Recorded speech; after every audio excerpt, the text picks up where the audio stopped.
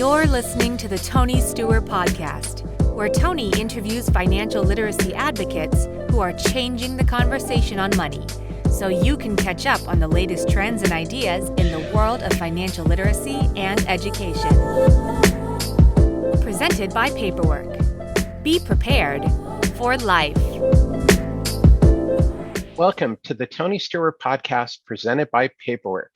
I'm pleased to be joined today by Derrick Wesley. Derrick is the founder of iMar Learning Solutions and Seedling Financial Education. Derrick was the inaugural winner of the TD Ameritrade Innovation Quest for his idea to create a financial literacy application called Planet that allows users as young as 5 years old all the way up to retirement age to gain financial literacy skills. Derrick, welcome to the Tony Steuer Podcast. Tony, thank you for having me on. I'm super excited to be here with you and can't wait to share my journey with your listeners. Yeah, well, I'm excited to have you here, and I'm sure our listeners are really going to enjoy getting to learn more about you and your work. So let's plunge on in, where the best place to always start is, tell us a little bit, what is your origin story? How did you get started in financial education? Okay, well, I'm a teacher by trade. I'm actually still in the classroom right now, working with my students. And so education is something that I'm very passionate about. And it was about 4 years ago when I was teaching in Richardson, Texas, and Junior Achievement. They provided my class with some free financial literacy tools. And the amazing thing is that was the most engaged I had seen my students the entire school year. And I realized why, because we're talking about money.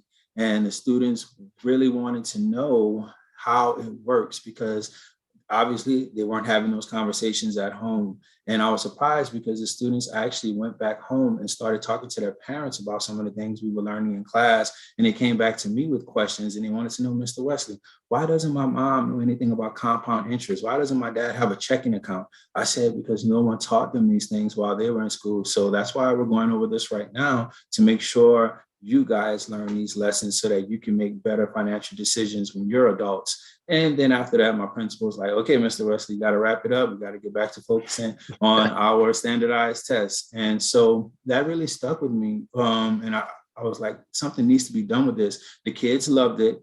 Okay, they were actually learning things and it was something that they could use in real life. And so no disrespect to my favorite subject, which is reading, and then also math and science, but they need to know how all of these things are connected in the real world so that they can make decisions and use that knowledge from those other subjects in their careers. And so after that, it was back in February 2019, as you mentioned, the TD Ameritrade event. I came up with this idea to create a mobile financial literacy app for anyone as young as 5 all the way up to retirement age. And I use some of the things that I learned as a teacher and put it into the app because no matter your age and what you've learned, everyone's learned something different when it comes to money. And so just with reading and math, everyone's on a different level. So I wanted to make sure that that was inside of my app. And so whenever you use the app, you take a short diagnostic assessment, and then it builds out a personalized curriculum for each user based on your age and your assessment scores. And I think that's important because everyone needs to learn on their own personal level so that they can grow from there. And so as far as the event, I actually won the grand prize and I used the funds that I won from that to actually develop the app. And now we're working with schools and banks and nonprofits, and we provide our mobile app. We have a web portal for teachers. And that's also something that we're very passionate about. We know teachers aren't financial advisors, so we want to make sure that they have support and tools and everything that they need so that they can be the best they can be for their students, because there are a lot of other teachers out there that are also passionate about financial education, but they're not financial advisors, so they need some help along the way. And so that's who we are at Seedling. We care about kids and money and making sure that they have the knowledge they need to be successful. Well, that's exciting. You said so many fantastic things in there, and I can identify a little bit as I went in on a career day at my son's school, and I was talking about being an author, and they found out I wrote about money. And so the kids, they started peppering me with all kinds of questions, especially the ones who are getting ready to go to college. Yeah. It's a combination middle school, high school. It's becoming very real for them. Yeah, exactly. They're like, what about this renter's insurance? How am I going to pay my mortgage? What's a credit card? And so, you're really striking at a huge issue. And I think the part that I really like about what you're doing is that you take a diagnostic approach, because everybody has a different level, they have a different, experiences growing up. Their parents may, you know, not want to talk about money. I mean, how do you approach that with your kids if they come back and they say something like, hey, my parents, don't want to talk to me about this, or they don't want to help me about this? I mean, are you facing that much where you get any pushback from the parents?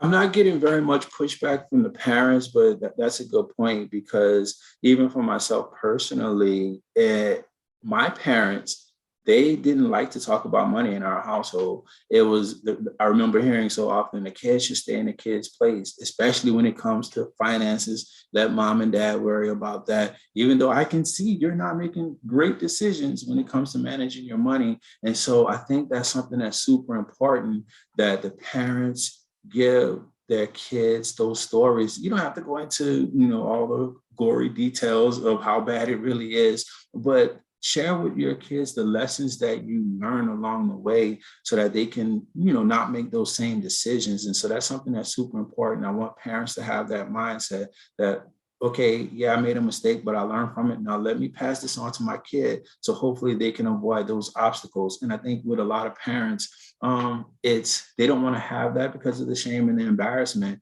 but we got to find a way to get over that, so that we can teach our kids to make better decisions, so that they can have a better life moving forward. And so I think with the kids, them being able to have that confidence and kind of go talk to their parents and present some of these things, hopefully, I'm hoping that the parents will want to learn along the way. And that's why inside of the app, I made sure that even for the adults, they get to learn on their level. And then eventually them and their kids are going to meet up and be able to have great conversations around money moving forward. Well, that's great. And again, I come back to the diagnostic. I think that's a fantastic concept to have in there, because everybody is coming at a different level. And even if they proceed through the app, they're still absorbing it at different levels. And somebody may get a concept right away where somebody else may struggle with it. Yep. So that's fantastic. And I think the other part that I really like that you talk about is the money shaming. That's something also that I talk about. Is, do you feel like that impacts people's, even wanting to use the app? Is that they feel a little bit embarrassed about money, that they don't want to admit that they need to use an app to learn about money?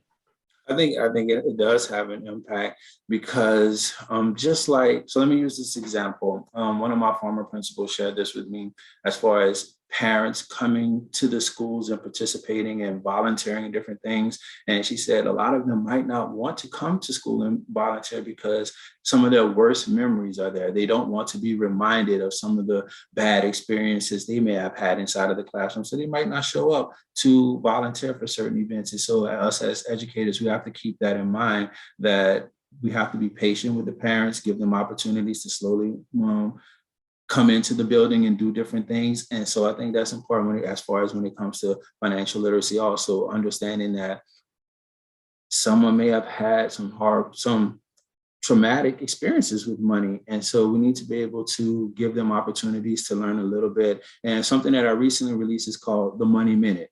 And so it's just quick 1 minute lessons on money. And even if you start there, just absorbing that knowledge is going to start to change the way you think about certain things. And you're going to notice some of your own personal habits.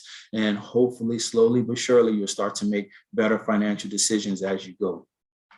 Well, fantastic. So where can people find the Money Minute? Is that coming out through the app? Is that on YouTube, Twitter? It's on our Seedling YouTube channel, Seedling, SEEDLYNG. You can find us there. Also, my Twitter handle is @Seedling, and it's also included inside of the app. And the app can be found in the App Store for either Android or Apple under Planet, PLAN-IT, Finance. And you can also find it on the Seedling website. You can go directly there and download the app also. And we give everyone at least a week free. So your first set of lessons, everything's free to download. Your first set of lessons, those are free. And then after that, you can pay a monthly fee to access your full curriculum. And like I said, we usually give everyone a week free to kind of get a feel for it. And also for the students, if we partner with the school, then they get an access code to unlock everything for the entire school year. Oh, that's awesome. And for everybody who is watching or listening to this episode, there will be links in the show notes to download the app, to the Seedling website, and social media channels. So we'll definitely get those out there. So don't worry about getting the spelling down, rewinding the episode.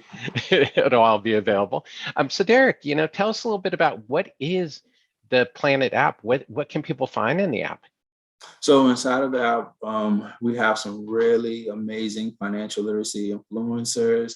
We have professional athletes. So our first main athlete that we partnered with was Amobia Krugo. He's a professional soccer player. He also founded a frugalathlete.com. And so for him, it's very important that athletes know how to manage their money. And so I figured that would be cool to have a Moby in there, because a lot of our students, they don't want to hear from me all day, right? They want to hear from people like that are doing some of the things that they want to do, and then also learning about their journey. Charlie Villanueva, former Dallas Maverick NBA player, he gave us access to his content to be able to put it inside of the app. We also have Hassan Thomas. He's the founder of FYI Fly, an amazing podcast that has a lot of amazing financial literacy influencers. So a lot of different folks like that inside of the app. But then we also have Sensei Education. They're our main content provider. So they provide a lot of the worksheets and PowerPoints and just the foundational content that's needed for in the classroom.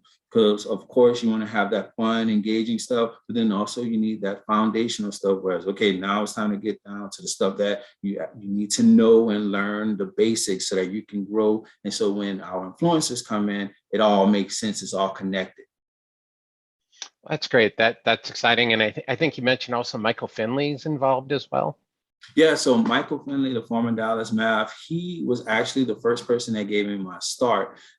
He has a nonprofit that he works with in Carrollton, Texas. And so I started off teaching a reading class with some of the students there. And then when I came up with the idea to create the Planet mobile app, I said, I was like, Mr. Finley, can I actually pilot this program with your students? And so he was like, yeah, go for it. And so he's been a huge support along the way. And anything I bring to him, he's kind of like, yep, let's do it. Go ahead and test it out. And so that's been great to be able to have someone like that in that position, believing in the things that I've done to help support me along the way.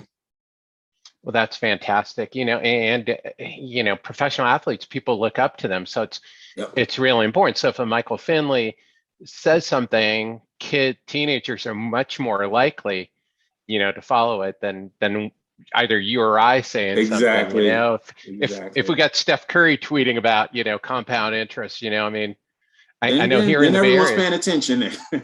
Oh yeah, here in the Bay Area, I coach youth basketball, and all the kids want to shoot a three like Steph. They don't really want to learn compounding interest like Tony.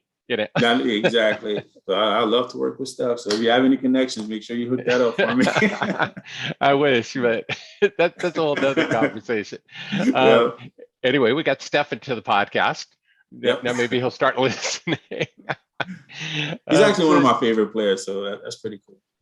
Yeah, he's amazing. I've had, for all our watchers and listeners out there, if you're an NBA fan or just casually like basketball, if you have not ever had the chance to really check out Steph, he's magic. Yeah, on the court and off the court, I love the things that he's doing. My kids look up to him. And so we need more athletes like that are making a positive impact in their sport and in their community. Yeah, and I think that's important, if there's any professional athletes out there, is remember, or entertainers, is that you can have this kind of impact on people and really help change people's lives, for the better. And so that's fantastic. So, Derrick, one of the things you've done is you've created a youth leadership program. What inspired you to do that? I mean, you've got all these other things going on. So as far as the youth leadership program, that was one of the first programs that I created. And what that all came about because I was researching the job skills that students are going to need, this started back in, I want to say maybe 2015 when I designed this program. And I was looking forward actually to 2020. And so I came up with the big 6 critical skills that students needed to be successful, because I started to notice that there was going to be this shift away from physical manual labor and to where you're going to need more computer skills, more being able to think critically outside of the box. And so some of the things we focus on is leadership, communication, collaboration, creative problem solving, analytical thinking. And so different things like that. Those are the skills that employers said are the sweet spot, that they're not able to find all of these skills in one employee. So I figured if my students have these skills, that they'll have a better opportunity to get a job in the future, because it's jobs that are out here right now that didn't exist when I was in school. And so these brand new jobs, they require different skills. So I wanted to make sure that my students had everything that they needed to be successful. Well, fantastic. And, I mean, I would think that these big 6 critical thinking skills also apply to financial wellness. I mean, do you see that you're able to make that connection for your users? Oh, most definitely. So I love creating the curriculum when it comes to financial literacy. That's one of the things that I'm actually excited about and passionate about, being able to take some content and then make it fun and engaging for the students. And so I always find ways to incorporate those skills into the lessons that I create for the teachers inside of the classroom. And so one of the easiest things is like coming up with some type of Shark Tank type lesson. And so what I have the students do is, first, they have to research a problem in either their city, their state they live in, or in the country. And so it's something that they're passionate about. And so I have them research it, and then they also have to come up with a solution, whether that's a website, a brand new app, some other type of tool that they're going to design to solve this problem. And I was working with students in Lafayette, Louisiana at a prep academy. And so it was a school for the bad kids, right? And so these kids, they went through this exercise and they came up with such amazing ideas. And so some of their former teachers got to listen in on some of their presentations, and they said, that's not the same kid that I know in my classroom, because this was something they cared about. So some of the roughest, toughest kids in the class, they came up with this idea to create a van service for the elderly in their community, because they realized that a lot of the elderly folks weren't able to get to their doctor's appointments. And so they wanted to make sure that they had these pimped out vans for the elderly so that they could get to where they needed to get to. So they came up with their whole plan on how they're going to get the money for the vans and how they're going to support them and how they're going to drive them here and there. And so looking at these kids, you would say, I would not have known that these kids cared about that situation. And so that was a huge eye opener for me, because it let me know, no matter where you come from, there's something that people are passionate about. And if you can tap into those things, you can change someone's life. And so I hope that was what we did for those kids, that someone maybe took that idea and ran with it and wants to do something with it, because you're not your environment. It's what you decide to do once you have the opportunities to do something different. Yeah, well, that's been my experience working with different youth, and even, with people I've met along my journey, is that, somebody who may be, known as, not the best person or whatever that society has put a certain label on, is that doesn't really apply. Everybody's got something in them, something you can learn from them, something that they want to achieve, and they just may not have had that opportunity to express their passions in a positive way. And in my classroom, that's something that I'm always looking for as an educator, trying to find that what makes that student tick, what that student cares about, what is that one skill. Yeah, he might be a struggling reader, but he's an amazing artist. So we also need to focus on that, right? Make sure that student has that opportunity to find a path to success using that talent. And so what we do in education sometimes is that if you're not good at reading, math, or science, that's it. You're a horrible student. You can't do this or that. But there are certain skills that certain individuals have that if someone brings that to light to let them know, hey, this is something you're good at. This is your path to success. Make sure you improve on this skill along the way, because that might be what opens up millions of doors for you going forward. Well, that's exciting, and to bring it about back to financial wellness, because that's what this podcast is about. Is one of the things you mentioned with the youth that you were working with is so they came up with a plan to take care of the elderly by providing them vans to get services, but a big part of that came back to money. And are you able to trace that kind of relationship, now in different lessons in your class to show people how?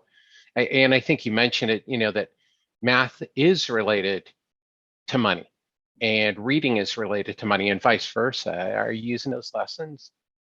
Oh, definitely. And so that's one of the things that I have them come up with. So they create a whole Excel presentation showing their expenses. How much is it going to cost to create this? How much do you need someone to invest into your company? And then they have to break down, once you have that investment money, what are you going to use it for? And so they have to break down everything to show where the money is going to go and how they're going to continue to grow their company to scale throughout this whole process. Fantastic. Yeah, that's really interesting. So, as we wrap up, what's your number one tip on financial wellness? I think my number one tip would be to start investing early. That was something that I wish I would have done in my teenage years and my 20s, because I see now if I would have done certain things back then, I would be in a much better situation than what I am. And so anyone that can invest early, get started. That's something that I'm trying to teach my own kids, for example, teaching them to start putting money aside, learning how to not be rich, but to be wealthy and start to have your money work for you. And so different opportunities like that, whenever you can, start investing, start doing it, and understand that it takes a certain mindset also. Investing isn't a get rich quick scheme. It takes time for that money to grow. And so that's something that I share with my students, and making sure you have the discipline to also do that.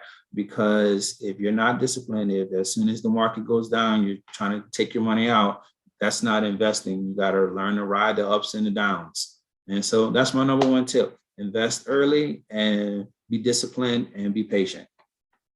Yeah, I love that. That is so important.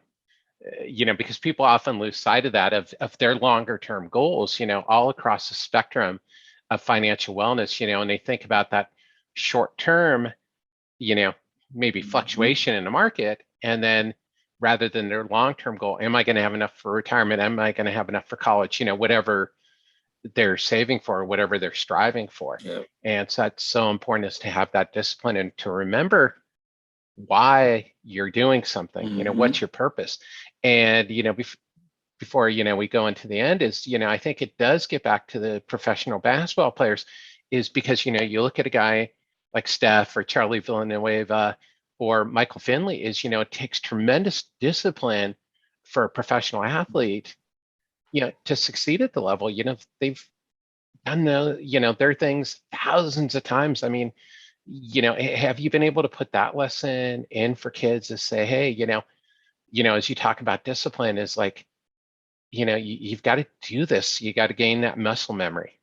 And yes, Amobi is great as far as sharing his stories, as far as being a rookie.